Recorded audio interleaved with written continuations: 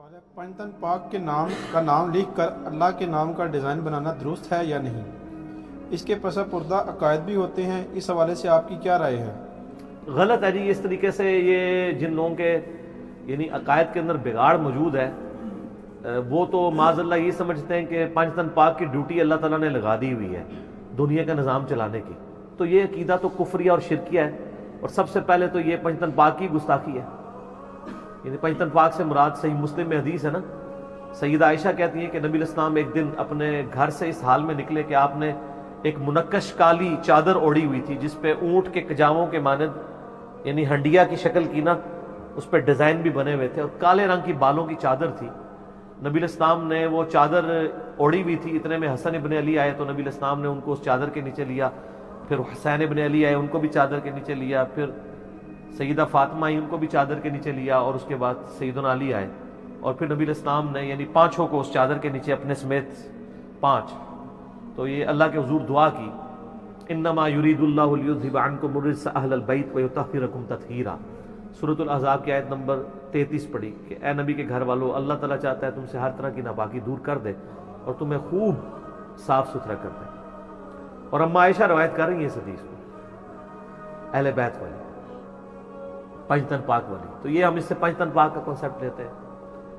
اسی طریقے سے صحیح مسلم میں ایک ڈیٹیلڈ حدیث موجود ہے جس میں سعد ابن وقاص کہتے ہیں کہ جب آیت مباہلہ نازل ہوئی، سورہ آل عمران آیت نمبر 61، نجران کے عیسائیوں کے ساتھ مباہلہ طے پایا، تو اس وقت اللہ تعالیٰ نے فرمایا کہ اے نبی ان سے فرماؤ تم بھی اپنے یعنی بچوں کو لے آؤ اور اپنی عورتوں کو لے آؤ اور خود بھی آ جاؤ، اور ہم بھی اپنے بچوں کو عورتوں کو لے آتے ہیں اور خود بھی آ جاتے ہیں، اور ایک کھلے میدان میں اللہ کے حضور دعا کرتے ہیں جو جھوٹا ہے اس پہ اسی وقت لعنت نازل ہو. اور یہاں سے نبی علیہ السلام سیدہ فاطمہ کو، حسن و حسین اور سیدنا علی کو لے کے نکلے اپنے ساتھ، اور پھر آپ نے کہا اللہم ہؤلاء اہل بیتی، اے اللہ یہ میرے اہل بیت ہیں. حالانکہ نبی علیہ السلام کی بیویاں بھی موجود تھیں، آپ کسی کو لے کے نہیں نکلے، وہ بھی اہل بیت ہے، لیکن یہ اسپیشل پروٹوکول والے اہل بیت ہیں. لیکن وہ نجران کے عیسائی وہ اس مباہلے سے ہی بھاگ گئے. کاش مباہلہ ہو جاتا تو جنگ یرموک کی ضرورت ہی نہ پیش آتی. اس وقت ہی سارے عیسائی مر کے یعنی یا تو ہدایت قبول کر لیتے ہیں یا تباہ و برباد ہو جاتے ہیں. بہرحال یہ دو حدیثیں صحیح مسلم ہیں جس سے پنجتن پاک کا کنسیپٹ ہے. باقی میں نے یہ واقعی ڈیزائن میں دیکھا ہے کہ وہ اللہ لکھا ہوتا ہے نا، اللہ کا جو الف ہے نا اس میں انہوں نے محمد لکھا ہوا ہوتا ہے، پھر جو اس کی لام آتی ہے اس میں وہ علی لکھا ہوتا ہے، اور پھر اسی طریقے سے وہ باقی والا جو سینٹرل پورشن ہے اس میں فاطمہ لکھا ہوتا ہے انہوں نے، پھر دوسری والی لام میں حسن لکھا ہوتا ہے اور ہا میں حسین لکھا ہوتا ہے، اور اوورال اللہ نظر آ رہا ہوتا ہے وہ. تو یہ ڈیزائننگ کرنے کی ضرورت ہی نہیں ہے. میرا خیال ہے یہ تو آپ اہل بیت کے سامنے بھی ڈیزائننگ کریں گے نا تو وہ بھی آپ کو منع کریں گے کہ آپ یہ کیا حرکت کر رہے ہیں. اس طریقے سے تو ڈیزائننگ نہ کریں آپ. اور اس کے پیچھے وہ شیعہ کا جو ایک بگڑا ہوا فرقہ ہے بہت زیادہ، نصیریہ، جو حضرت علی کو خدا کے درجے پہ فائز کرتے ہیں، تو اس طرح کے معاملات یعنی اس میں ہونے کا خدشہ ہے. تو اس طرح کی حرکتیں نہیں کرنی چاہیے قطعاً، جس کے اندر یعنی شرک والا شائبہ بھی آتا ہو. نبی علیہ السلام تو اس طرح کی چیزوں سے منع فرما دیتے تھے. صحیح مسلم میں ایک حدیث ہے، نبی صلی اللہ علیہ وآلہ وسلم ایک جگہ گئے تو وہاں ایک خطیب تقریر کر رہا تھا، تو اس نے تقریر کرتے ہوئے کتاب الجمعہ چیپٹر میں صحیح مسلم میں مل جائے گی یہ حدیث آپ کو. میرا یوٹیوب پہ کلپ بھی ہے، میرے لیے اللہ اور اس کا اللہ نبی وارث، یہ آپ لکھیں یوٹیوب پہ اللہ نبی وارث، اکثر لوگ کہہ رہے ہوتے ہیں نا، اس میں نے یہ حدیثیں بیان کی. تو وہ صحیح مسلم کے الفاظ ہیں کہ اس تقریر کرنے والے صحابی نے کہا کہ مَن یُطِعِ اللَّهَ وَرَسُولَهُ فَقَدْ رَشَدَ، جو اللہ اور اس کے رسول کی اطاعت کرے وہ کامیاب ہو گیا.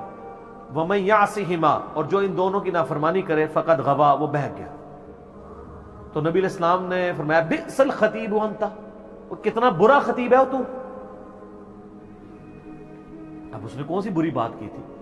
یہ ہمارا عقیدہ ہے کہ جو اللہ اور اس کے رسول کی اطاعت کرے وہ کامیاب ہو گیا، اور جو ان دونوں کی نافرمانی کرے وہ ناکام ہو گیا. نبی علیہ السلام نے فرمایا تو نے یہ کیوں کہا کہ ان دونوں کی؟ ہائے ہائے ہائے، امام الموحدین صلی اللہ علیہ وآلہ وسلم، تجھے کہنا چاہیے تھا وَمَن يَعْصِ اللَّهَ وَرَسُولَهُ فَقَدْ غَوَا، جو اللہ اور اس کے رسول کی نافرمانی کرے وہ گمراہ ہوا. حالانکہ یہ مقدمہ اگر ہم کسی عدالت میں لے کے جائیں تو وہ صحابی کی بات پھر بھی غلط ثابت نہیں ہوتی ہے ٹیکنیکلی سپیکنگ، کیونکہ آؤٹ آف کانٹیکسٹ نہیں تھی. انہوں نے کانٹیکسٹ پہلے بیان کیا ہے، جو اللہ اور اس کے رسول کی اطاعت کرے وہ کامیاب ہوا، جو ان دونوں کی نافرمانی کرے وہ ناکام ہوا۔ اس میں کوئی جملہ لٹریچر میں بھی غلط نہیں تھا، آؤٹ آف کانٹیکسٹ تو ہے ہی نہیں تھا، سیاق و سباق کے ساتھ تھا، لیکن نبی علیہ السلام کی اطاعت اس لیول کی تھی کہ تمہیں یہ پھر بھی یہ نہیں بولنا چاہیے تھا کہ ان دونوں کی، تمہیں یہی کہنا چاہیے تھا اللہ اور اس کے رسول کی۔ تم نے دو کیوں جمع کیے؟ اللہ تو ایک ہے۔ آپ بے شک کہتے رہے ہیک ہے ہیک ہے ہیک ہے، جڑا ہیک کی ڈو آکھے وہ کافر و مشرک ہے، حالانکہ جو ہیک کی ڈو آکھے وہی مواحد ہے۔ خالق کو مخلوق سے الگ کرنے کا نام ہی تو توحید ہے۔ اور نبی علیہ السلام کی اطاعت دیکھیں، آپ نے فرمایا بئس الخطیب انت، کتنا برا خطیب ہے تو۔ اور ابو داؤد میں آگے الفاظ ہیں قم اذهب، اٹھ اور نکل جائے۔ یہ وہ شخص کہہ رہا ہے جو وَإِنَّكَ لَعَلَىٰ خُلُقٍ عَظِيمٍ ہے، اخلاق کے بلند ترین مرتبے پر، اور جن کے بارے میں یہ بھی آیا ہے کہ حریص علیکم بالمؤمنین رؤوف الرحیم، اس کے باوجود توحید کے معاملے میں اتنے سینسیٹیو کیا کہ اٹھ اپنی شکل گم کر، اس ٹائم تو منو اپنی بوتھی بھی نہیں بکھانی، تو اتنی بڑی گل کرتی تو۔ اس سینیریو میں آپ دیکھیں یہ اس طریقے سے یہ معاملات کرنے اور اس میں یعنی اس طرح کے ڈیزائن بنانے یہ غلط ہے۔ اب ویسے نام لکھیں، سیدنا ابو بکر، عمر، عثمان و علی، اہل بیت، عشرہ مبشرہ، ان کے ناموں کو آپ لکھیں، کوئی حرج نہیں ہے۔ اور آپ کو میں بتاؤں اس وقت جو مسجد نبوی کی جو پرانی کنسٹرکشن ہے نا ٹرکی والوں کی، جہاں پہ اب انہوں نے چھتریاں لگا دی ہوئی ہیں جو گرمیوں میں کھلتی ہیں، ادھر سارے ڈومیننٹ صحابہ کے نام بھی لکھے ہوئے ہیں اور بڑے بڑے اماموں کے نام بھی لکھے ہوئے ہیں۔ بلکہ وہ میں اگلے دن نا ایک دیوبندی مولانا کا کلپ سن رہا تھا، کرتے سارے آدھی بات ہی ہے، تو وہ کہہ رہا تھا دیکھو امام حنیفہ کی کتنی شان ہے کہ مسجد نبوی میں امام حنیفہ کا نام دیوار کے اوپر لکھا ہوا ہے، ٹھیک ہے، اور وہ نام جو ہے صبح شام نبی علیہ السلام پہ سلام پیش کرتا ہے، روزہ شریف پہ وہ نام لکھا ہوا ہے۔ اچھا پھر وہ کیا بتاتا ہے، آپ دیکھیں نا کہانی کراتے ہیں نا آدھی، وہ کہتا ہے دیکھیں امام حنیفہ کا نام بھی لکھا ہوا ہے، امام شافعی کا بھی لکھا ہوا ہے، امام حنبل کا بھی لکھا ہوا ہے، امام مالک کا بھی لکھا ہوا ہے، اور پھر وہ کہتا ہے جی ادھر اللہ کا نام ہے، ادھر محمد لکھا ہوا ہے، ٹھیک ہے جی، ادھر ابو بکر لکھا ہوا ہے، ادھر عمر لکھا ہوا ہے، ادھر عثمان لکھا ہوا ہے، ادھر علی لکھا ہوا ہے۔ اچھا، اور اس کے بعد کہتا ہے امام حنیفہ کا لکھا ہے، امام شافعی، امام مالک، اماموں کے نام لکھے ہوئے ہیں۔ 4 پہ آگے اس کی نا اماموں کی گنتی ختم ہو گئی۔